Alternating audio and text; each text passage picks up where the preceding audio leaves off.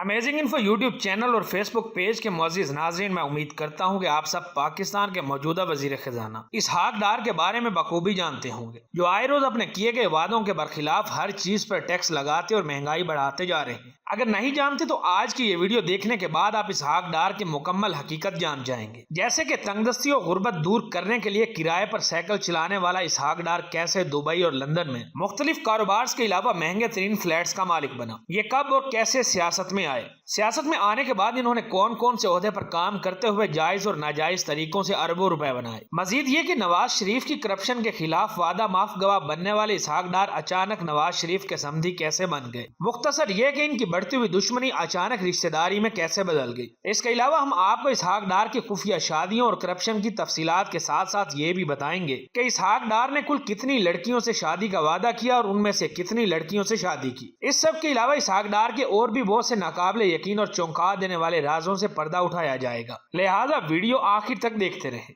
Amazing info के चाहने वालों, सबसे पहले आप लोगों को बताता चलूं कि 23 मई 1950 को पाकिस्तान के शहर लाहौर में आबाद कश्मीरी फैमिली के घर पैदा होने वाले इसहाक डार का शुमार आज शरीफ खानदान के इंतहाई करीबी लोगों में होता है। बात की जाए इसहाक डार के वालिद के बारे में तो बाएतमाद ज़राए ये बताते हैं कि इनके वालिद की अंदरूने लाहौर में साइकिलों की एक मामूली दुकान थी। यही वजह है कि लड़कपन में इसहाक डार भी घर और तालीम के अखराजात पूरे करने के लिए अपने वालिद के साथ काम में हाथ बटाते थे। सिर्फ यही नहीं बल्कि इसहाक डार उन दिनों पैसे कमाने के लिए लोगों को साइकिल किराए पर भी दिया करते थे। जबकि इसहाक डार ने कुछ अरसे के लिए इत्तफाक फाउंड्री के माली मामलात संभालने की अहम जिम्मेदारी भी निभाई। शायद इसीलिए अवामी मुस्लिम लीग के सरबराह शेख रशीद अहमद अक्सर इसहाक डार पर तनकीद करते हुए ये बयान देते हैं कि इसहाक डार जो आज अपनी करप्शन की वजह से अरबपति बन चुका है, उसकी हकीकत तो ये है कि मियां मोहम्मद शरीफ मरहूम की इत्तफाक फाउंड्री में एक मामूली मुंशी हुआ करता था। किस्सा मुख्तसर ये कि गरीब घराने से ताल्लुक रखने वाले इसहाक डार लाहौर में ही पले बढ़े और इन्होंने अपनी इब्तदाई तालीम भी लाहौर ही से हासिल की। अपने बचपन ही से पढ़ने लिखने का शौक रखने वाले इसहाक डार ने अपनी बैचलर डिग्री हेले college of commerce of the university of Punjab Lahore से 1969 में हासिल की, जहां इनको बी कॉम में पहली पोजीशन हासिल करने पर 2 गोल्ड मेडल से नवाजा गया। इसके बाद ये government college university of Lahore में पढ़ने लगे। इसहाक डार के मुताबिक यहाँ नवाज शरीफ इनके क्लासमेट थे।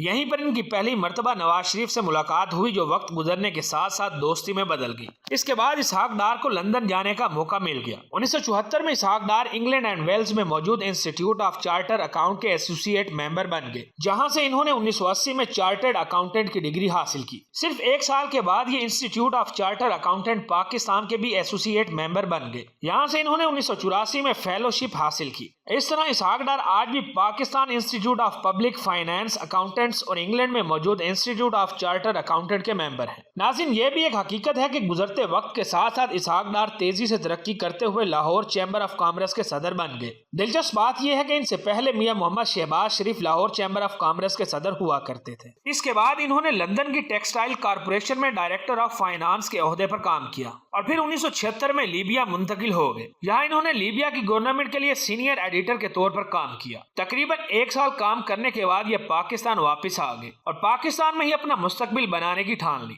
नतीजतन 1980 में इसहाक डार ने नजीर एंड कंपनी के फाइनेंशियल एडवाइजर के तौर पर काम करना शुरू किया, जो कि एक मल्टीनेशनल कंपनी थी। इसहाक डार ने अपनी इंतखाबी सियासत का आगाज 1993 में उस वक्त किया जब 93 के इंतखाबात में नवाज शरीफ की जानिब से छोड़ी जाने वाली लाहौर की नशिस्त पर ज़िमनी इंतखाबात में इसहाक डार को शेर के टिकट पर इंतखाबात लड़ने का मौका दिया गया, जहां इसहाक डार ने मुखालिफ सियासी पार्टी यानी पीपल्स पार्टी के रहनुमा शाहिद नबी मलिक को तकरीबन 16,000 वोटों से शिकस्त दी। इस तरह इसहाक डार पहली मरतबा MNA मुंतखब हुए और फिर अपने कायद नवाज शरीफ के साथ मिलकर इन्होंने उस वक्त की हुकूमत को टफ टाइम दिया। 1997 के आम इंतखाबात में इसहाक डार ने एक मरतबा फिर नून लीग की टिकट पर इलेक्शन लड़ा। इस मरतबा भी इसहाक डार पीपल्स पार्टी के मुखालिफ रहनुमा को भारी मार्जिन से शिकस्त देकर मेंबर ऑफ पार्लियामेंट बन गए। ये वो वक्त था जब मियां मोहम्मद नवाज शरीफ 2/3 अक्सरियत से पाकिस्तान के वजीर आजम मुंतखब हुए थे। नवाज शरीफ ने वजीर आजम बनने के बाद इसहाक डार को न सिर्फ अपनी कैबिनेट में शामिल किया बल्कि इनको कॉमर्स, इंडस्ट्री और सरमायाकारी की वजारत से भी नवाजा। सिर्फ 1 साल के बाद नवाज शरीफ ने इसहाक डार को तरक्की देते हुए पाकिस्तान का वजीर खजाना बना दिया। दर हकीकत इनके करीबी और मुखालिफ مخالفین کی بات کو سچ مانا جائے تو یہیں سے اسحاق ڈار کی کرپشن کے سفر کا آغاز ہوتا ہے۔ اسحاق ڈار کے قریبی ساتھی تو یہ بھی بتاتے ہیں کہ اسحاق ڈار کیلکولیشن میں ہیرا پھیری کا کام بڑی مہارت کے ساتھ کرتے تھے۔ یہی وجہ ہے کہ اسحاق ڈار کی جانب سے GDP کی جعلی رپورٹ بنانے، جھوٹ بولنے پر IMF نے پاکستان پر $5.5 ملین امریکی ڈالر کا جرمانہ عائد کیا تھا، جسے پرویز مشرف کے دور حکومت میں پاکستان نے ادا کیا تھا۔ نتیجتاً پاکستان کو مالی نقصان کے علاوہ عالمی سطح پر رسوائی کا بھی سامنا کرنا پڑا تھا۔ آپ یہ جان کر حیران رہ جائیں گے کہ پرویز مشرف کے ملٹری ٹیک اوور کے بعد اسحاق ڈار پاکستان چھوڑ کر باہر چلے گئے تھے۔ مشرف دور میں کرپشن کی تحقیقات شروع ہوئی تو اسحاق ڈار کرپشن میں ملوث نکلے، جس کے نتیجے میں اسحاق ڈار پر حدیبیہ پیپر مل کیس بنایا گیا۔ یہ وہ وقت تھا جب اسحاق ڈار نے شریف خاندان کے خلاف وعدہ معاف گواہ بن کر یہ گواہی دی تھی کہ شریف خاندان نے کرپشن کی ہے۔ ناقابل یقین بات تو یہ ہے کہ اسحاق ڈار نے اعترافی بیان دیتے ہوئے یہ کہا تھا کہ میں نے خود شریف خاندان کے لیے منی لانڈرنگ کی ہے، جس کے بعد اسحاق ڈار اور نواز شریف کے درمیان تلخیاں بڑھ گئی تھی۔ مگر پھر نہ جانے کون سی ایسی جادو کی چھڑی چلی کہ اسحاق ڈار شریف خاندان کے خلاف دیے گئے کرپشن بیان سے مکر گئے اور کہنے لگے کہ میرا بیان تو صرف ایک کاغذ کا ٹکڑا تھا۔ حیرت کی بات تو یہ ہے کہ اس کے بعد 2004 میں ناقابل یقین طور پر اسحاق ڈار اور نواز شریف کی بگڑتی دوستی رشتہ داری میں بدل گئی، جس کا واضح ثبوت 2004 میں اسحاق ڈار کے بیٹے علی ڈار کی نواز شریف کی بیٹی اسما نواز سے ہونے والی شادی ہے۔ حیران کن بات یہ بھی ہے کہ علی ڈار اور اسما نواز کی شادی سعودی عرب کے شہر جدہ میں ہوئی تھی۔ علی ڈار کا ایک بیٹا ابراہیم ڈار ہے جو کہ اس وقت دبئی کے مہنگے ترین اداروں سے تعلیم حاصل کر رہا ہے۔ بہت کم لوگ جانتے ہیں کہ نواز شریف کے سمدھی یعنی اسحاق ڈار 2002 سے 2008 تک متحدہ عرب امارات کی شاہی فیملی کے فائنینشیل ایڈوائزر کے طور پر بھی کام کرتے رہے ہیں۔ تبھی تو جب اسحاق ڈار پر بیرون ممالک اثاثوں سے زائد جائیدادیں بنانے، منی لانڈرنگ کرنے اور کرپشن کرنے کا کیس چلا تو اسحاق ڈار اپنے دفاع میں عربی شیخ کا خط نکال کر لائے تھے، جس میں یہ کہا گیا تھا کہ اسحاق ڈار جون 2004 سے جون 2005 تک 1 سال کے لیے ان کے مشیر رہے تھے، جس کے عوض اسحاق ڈار کو 83 کروڑ روپے فیس کی مد میں دیے گئے تھے۔ یہی وہ پیسہ تھا جسے اسحاق ڈار نے بیرون ممالک جائیداد خریدی جو وقت کے ساتھ بڑھتی چلی گئی۔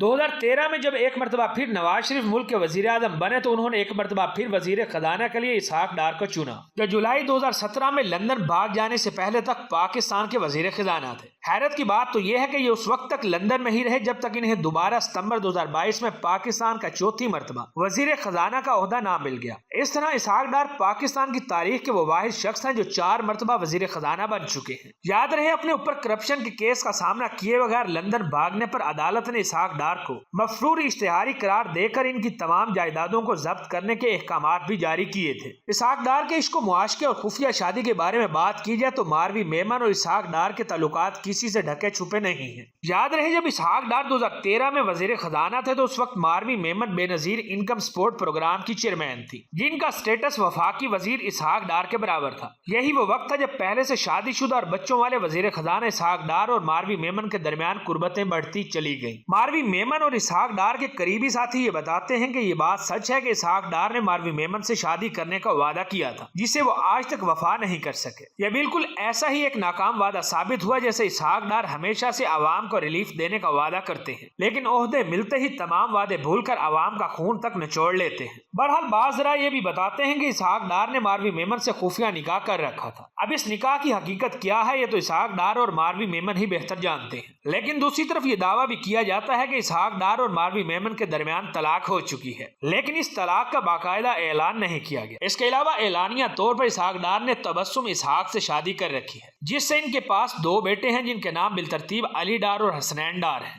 بات کی جائے اسحاق ڈار کی جائیداد اور اثاثوں کے بارے میں تو آپ لوگوں کو بتاتا چلوں کہ اسحاق ڈار نے اپنے اثاثوں کی مالیت 583 ملین جبکہ 325 ملین پاکستانی بونڈ میں سرمایہ کاری ظاہر کر رکھی ہے۔ ایک اور رپورٹ کے مطابق اسحاق ڈار نے 5.5 ملین برطانوی پاؤنڈ متحدہ عرب امارات میں انویسٹ کر رکھے ہیں۔ اس کے علاوہ اسحاق ڈار اس بات سے انکار کرتے رہے ہیں کہ ان کی پاکستان، متحدہ عرب امارات، امریکہ اور برطانیہ میں کوئی جائیداد نہیں ہے۔ حالانکہ ان کی دبئی، پاکستان، امریکہ اور برطانیہ میں مہنگے ترین فلیٹ پر مشتمل جائیدادیں ہی نہیں بلکہ مختلف کاروبار بھی ہیں جنہیں آج ان کے بیٹے چلا رہے ہیں۔ بات یہاں پر ختم ہوتی ہے کہ اسحاق ڈار جو سائیکل کرائے پر دیا کرتے تھے وہ آج لاکھ پتی یا کروڑ پتی نہیں بلکہ اربوں پتی یا شاید خربوں پتی ہیں۔ ان کے پاس بے شمار گاڑیاں، بنگلے، فارم ہاؤسز اور نہ جانے کیا کچھ ہے۔ تو دوستو یہ تھی اسحاق ڈار کی اصل حقیقت۔ امید ہے کہ آپ کو آج کی ہماری یہ ویڈیو بھی پسند آئی ہوگی۔